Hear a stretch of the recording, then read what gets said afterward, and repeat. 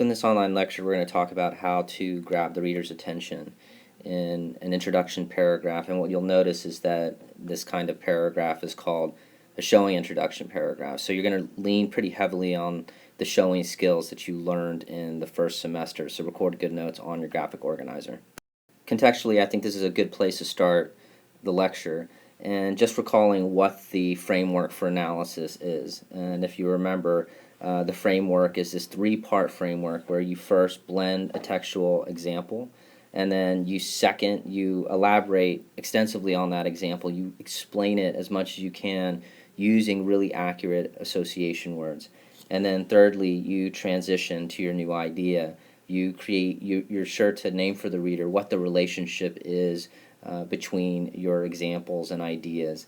And it's important to keep in mind that these same skills apply to your showing introduction paragraph. So the objective for this online lecture is that hopefully you're going to be able to write a showing introduction paragraph that really grabs the reader's attention with an example that introduces the ideas that are in your thesis statement. And so here's a really good little illustration for you. This is what you're trying to do. Here's me, get my attention. So in the thesis statements on your graphic organizer, go ahead and right now hit pause on this lecture, and what I want you to do is go ahead and just circle the association words in the claims. So all of the qualities, the values, and the conditions that you see. So for example, we have in Adventures of Huckleberry Finn, Jim serves as an archetypal father figure. So this is the claim, this is the associative value that's being connected to the Jim, a character. In The House on Mango Street by Sandra Cisneros, Sally and Esperanza's sexual encounters show their contrasting maturation. So here's again a value that's being associated with Sally and Esperanza's sexual encounters. And finally, in The House on Mango Street, nature serves as Esperanza's inspiration to follow her dreams and as a place of comfort in an overwhelming adult world. So again, here are the associations in the claim that are being named pretty well. Go ahead and circle that language in those sentences. Now what I want you to do is go ahead and in all three of those model paragraphs, go ahead and circle the word glue. That is, firstly, all the transitional language that you see, and then secondly, all those moments where you see the writer using association words to connect all the sentences together, to tie, to bind all these sentences back to the claim in the thesis statement. Go ahead and do that now. So identifying the word glue in those paragraphs, I like the way that one of my students last year put what you're trying to do in the introduction paragraph in terms of achieving a sense of coherence. And she said it's like you're trying to drag the thesis statement through the paragraph. And that's a really great way to think of what you're really attempting to do, the objective of the showing introduction paragraph. So just keep that in mind. So there are four parts of a showing introduction paragraph. The first part is that you really are trying to employ an attention grabber. And a good way to think of that is you're trying to use a really catchy example or maybe some hook that is going to do a great job of introducing the associative ideas in your thesis statement. The second phase is that you're then, whenever you provide an example, now your goal is to really elaborate extensively on it, to explain it with associative language. And that language really should be language that's connecting us back to the thesis statement. The third phase is then we need to transition. What's the relationship between the example and your attention grabber and your thesis statement? Words like similarly or likewise will probably be really great language to help achieve that bridge or that connection to your thesis statement. And then finally, you provide your actual thesis statement. You let us know what the claim is in your essay. And so those are the four parts, and what you'll notice, hopefully, about the first three parts here is that, again, we're always practicing this framework for analysis. And this framework, as we started the lesson with mentioning, it also applies to the showing intro paragraph. So now the question becomes, well, how can you grab the reader's attention at the beginning of this paragraph? Well, you have four things that you can do. Number one, you can quote another text. What other books have you read? Blend an example from one of those texts, maybe. An example that, again, illustrates the claim in your thesis statement. An example that is either similar or contrasting. So other texts can include literature for sure, but also other texts can include film and can include songs, so be open to that. Is there an example that is similar to, in the Hunger Games, that's similar to Mango Street? In the Odyssey, perhaps, or any other texts that you're familiar with, you can directly quote from those examples, or sorry, from those texts. And I would want to stress that, too, whenever you use an example, you always have to blend. So it's very important that you just don't plop down a quote in the beginning of your paragraph before you start writing your sentences. That is not blending. We always blend examples using one of those three methods. So another option would be to paraphrase another text. And so what does this mean? This means that you can paraphrase either a moment, a scene, or a passage. In other words, you're going to rewrite the text in your own words using showing sentences. So here's where we're going to lean on our understanding of showing writing, showing concrete images, using really precise diction, using active verbs, focusing on concrete nouns, varying syntax, limiting adjectives and adverbs.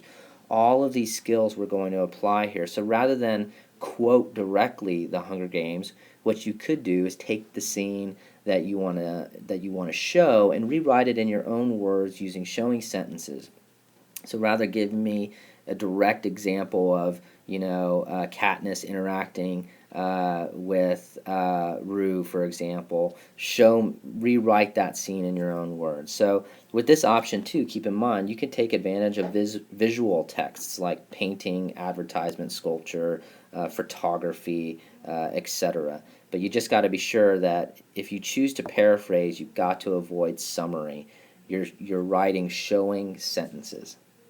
So another option is then, rather than quote another text, you could simply quote the subject of your thesis statement. So in this case, maybe you quote an example from The House on Mango Street, and you begin with that.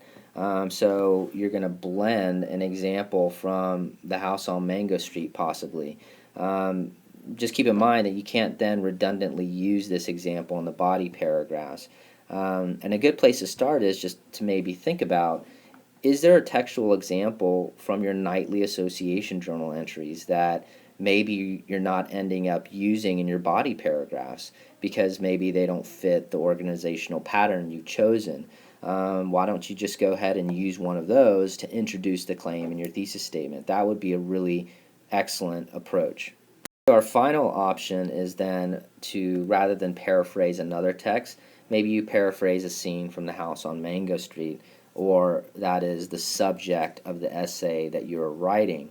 So again, this really, you got to lean on your knowledge of showing sentences and execute all of those skills regarding showing at the beginning of this paragraph. So rather than give me a direct quote of that moment when Esperanza is confronting Sally and those boys in the monkey garden, write showing sentences in your own words conveying that moment. Show me an image of Esperanza clutching that brick, etc. So this is a good way as well to grab the reader's attention, to introduce the idea in your thesis statement. So let me offer you a few final tips and suggestions about your showing introduction paragraphs, starting with the attention grabber, which is all about finding the perfect example to use to introduce your thesis statement. Is there a song you've listened to recently, or a song that you like, the lyrics of which would be a perfect introduction to your thesis statement? A scene from a film, a novel you've read before, a poem you've read before. So that's the first step. Find that perfect example, that catchy example. Also, work with a familiar text. Don't just Google, for a quote. If you're writing about, poverty, just don't write quote about poverty in Google and then find some random quote from some random person. Always work with something that you know. Also, remember that whenever you use a direct quotation, you're always blending it. You're not just plopping down the quote at the very front of your essay. You're always finding a way to blend it smoothly with one of those three methods. And especially, you're really trying to blend it with some associative language. So that way, the reader's always aware of why we're about to enter into this example. And there's no question about how it connects to your ideas. Also, rely on those grammatical structures that we've learned, the past participial phrase, the present participial phrase, the gerund phrase, the absolute phrase. Use those structures to continue to help you vary your syntax. Also, transitioning is so important in the introduction paragraph. Be sure to rely on that language to help bridge us from the attention grabber to your thesis statement. We've got to see some sentences where you're establishing this sense of connectedness. So you have a pretty good list on your word glue graphic organizer, but you can also find one in CEA book. Finally, remember, you're employing word glue in your sentences of elaboration, even in the intro, always.